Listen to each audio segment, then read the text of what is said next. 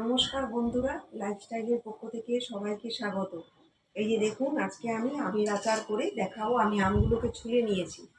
হ্যাঁ, তো আজকে আচার কিভাবে করি আপনারা চলুন দেখবেন। আমি আগে আমগুলোকে কেটে নিই।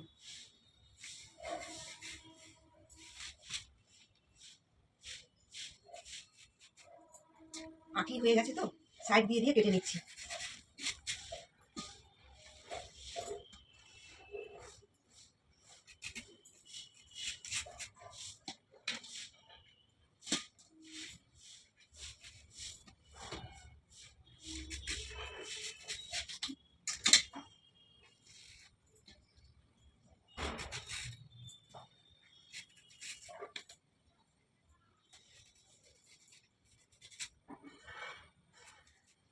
আমি গুড় দিয়ে আর চিনি দিয়ে করব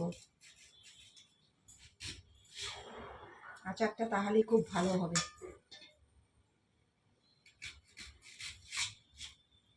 বন্ধুরা, এখন তো বাজারে আম ভালোই সস্তা আছে, প্রচুর আম ওঠে। আপনারা এই আম স্টোর করে রেখে দিতে পারবেন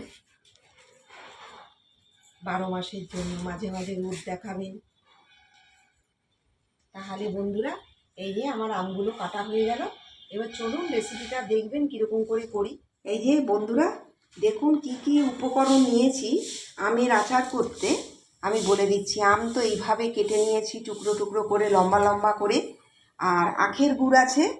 আচ্ছা, এখানে এইটা ভাজবো, মশলাটাকে আমি ভেজে নেব। শুকনো লঙ্কা আছে, আর এটা হচ্ছে পানমৌরি, গোটা জিরে, 5 ফোড়ন, আর হচ্ছে তিনটে গোলমরিচ। আর এখানে নুন, হলুদ, একটু কিছুটা আখের গুড় নিয়েছি। এটা আখের গুড় দিয়েই আমি করব। আর চিনি কিছুটা দেব। তো দিয়ে আমি আমের আচারটা তৈরি করব। আগে আমি এটাকে, এই যে মশলাটা নিয়েছি সব রকমের, এটা আমি আরেকটা তেজপাতা আমাকে নিতে হবে, ভুলে গেছি। আমি তেজপাতা একটা নেব। আমি এটা পুরো এটা ভেজে নিই মশলাটাকে। এই যে দেখুন,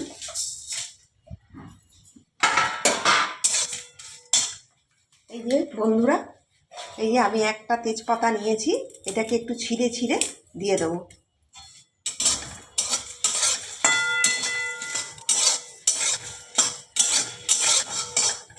ভাজা মশলাটা হতে থাকুক। আমি এবারে আমগুলোকে একটু মেখে রাখবো।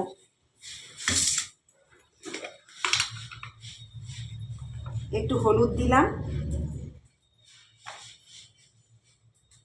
এই যে নুন দিলাম পরিমাণ মতো।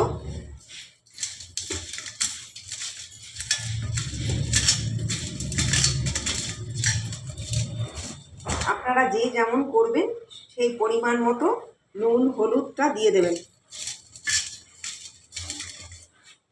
এটা মেখে রেখে দিলাম বন্ধুরা। এবারে আমি মশলাটা যে রেখে দিয়েছিলাম কড়াতে, এটাকে আমি ভেজে নেব। এটা আমি ভাজা মশলা তৈরি করে রাখলাম। এবারে আমার মশলাটা হয়ে গেছে, নামিয়ে দিলাম। যে বন্ধুরা, আমি এই আমগুলোকে সর্ষের তেলে ভাজবো।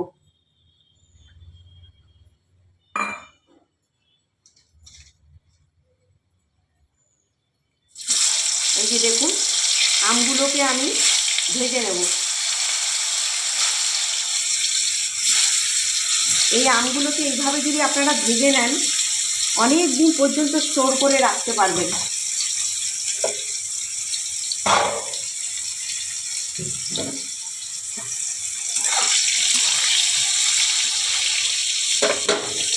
এই যে বন্ধুরা, আমি এই মশলাটাকে এবারে আমি একটু মিক্সিতে পেস্ট করে নেব।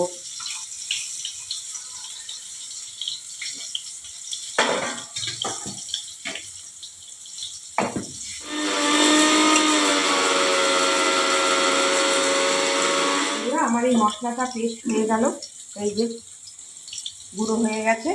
এবারে আমি আমগুলোকে নামিয়ে দেবো।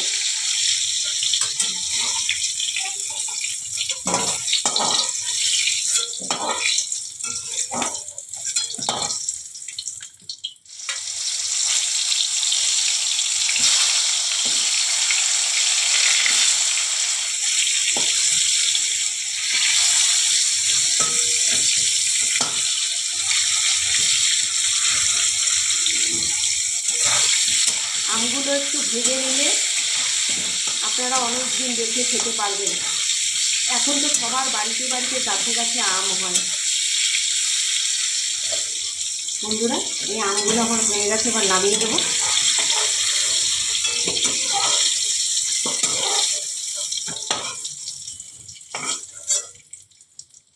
এই যে বন্ধুরা দেখুন, আমি একটুখানি তেলটা একটু কমিয়ে নেব। একটু 5 ফোড়ন দিয়ে দেব। আমি একটুখানি অল্প করে জল দেব।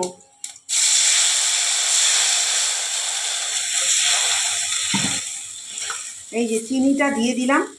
আম তো খুব টক, সেই পরিমাণ মতো আপনারা দেবেন। চিনিটা দিয়ে দিলাম। আমি গুড় আর চিনি দিয়ে, আমি আখের গুড় আর চিনি দিয়ে করলাম।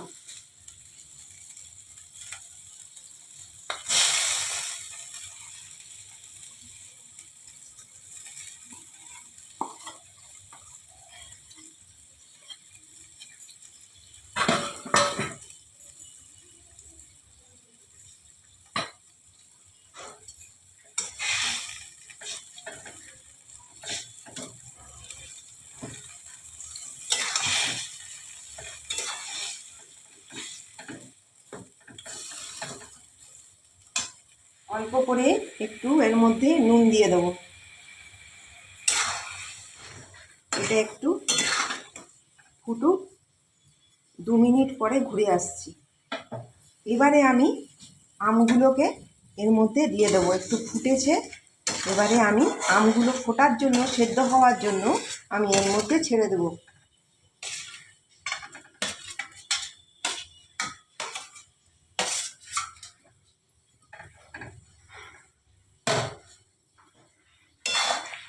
বন্ধুরা, এই যে আমি এবারে ঢাকা দিয়ে রাখছি, 10 মিনিট বাদে আমি ঘুরে আসছি। এই যে বন্ধুরা দেখুন, আমার এবারে আমের আচারটা হয়ে গেছে। এবারে আমি এই যে দেখুন, এই যে এবারে এটা বসে যাবে, আমের সাথে বসে যাবে। এই যে আমি যে মশলাটা বানিয়েছিলাম, এই মশলাটা এর মধ্যে আমি দিয়ে দেব।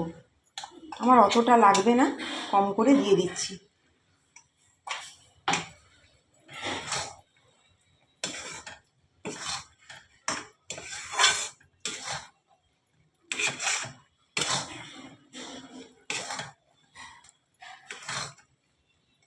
বন্ধুরা, এবার অফ করে দিলাম।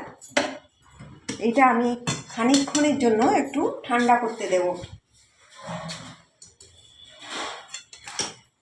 একটু ঠান্ডা হোক। এই যে বন্ধুরা, এই যে দেখুন আমার ঠান্ডা হয়ে গেছে। এবারে আমি এই যে ঢালবো।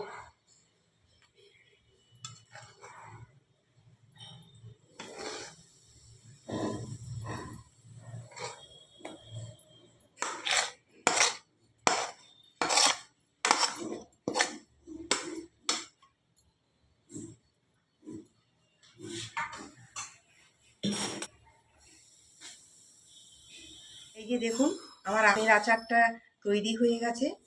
কেমন লাগলো আপনারা জানাবেন। এই যে এখন তো সবার বাড়িতে বাড়িতেই আম গাছ আছে। হ্যাঁ, এই যে দেখুন আমার রেসিপিটি কেমন লাগলো জানাবেন। আপনারা লাইক করবেন, সাবস্ক্রাইব করবেন, আমাদের পাশে থাকবেন। আপনারা ভালো থাকুন, সুস্থ থাকুন। নমস্কার।